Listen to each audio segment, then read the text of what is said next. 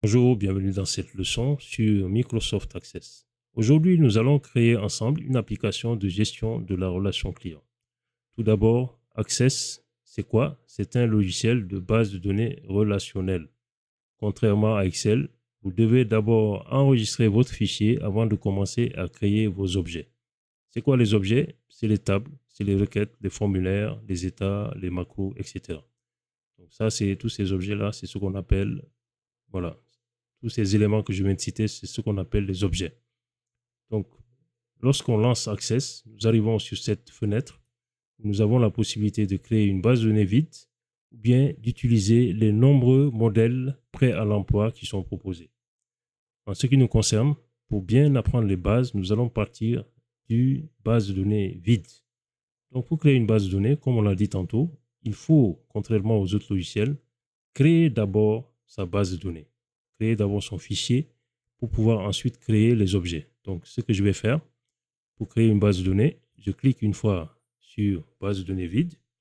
Ici, il y a une fenêtre qui apparaît qui me demande en fait de préciser l'emplacement de la base de données, c'est-à-dire où est-ce que la base de données sera située, et de donner également un nom de la base de données.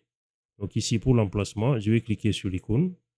Il me donne la possibilité de choisir. Par défaut, c'est dans Document, mais je vais le mettre sur le bureau. Et je vais créer ici un dossier que je vais appeler Access. Access.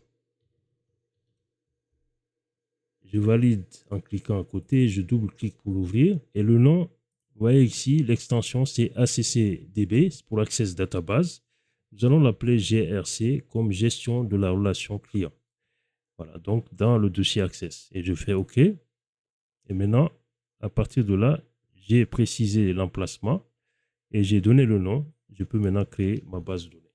Donc, c'est comme ça qu'on crée une base de données.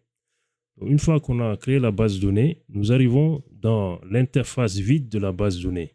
Ici, nous avons une table qui s'appelle table numéro 1.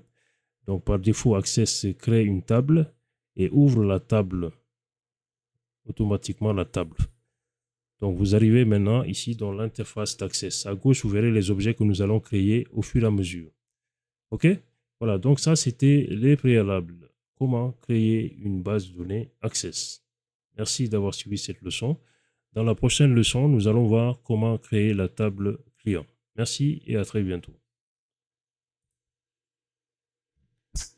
Une fois que la base de données, une fois que la base de données a été créée, nous arrivons ici dans l'interface principale d'Access. À gauche ici, vous allez voir tous les objets que nous allons créer au fur et à mesure. Voilà, donc c'est comme ça qu'on crée une base de données Access. Dans la prochaine leçon, nous allons voir comment créer la première table, notre table client. Merci et à la prochaine.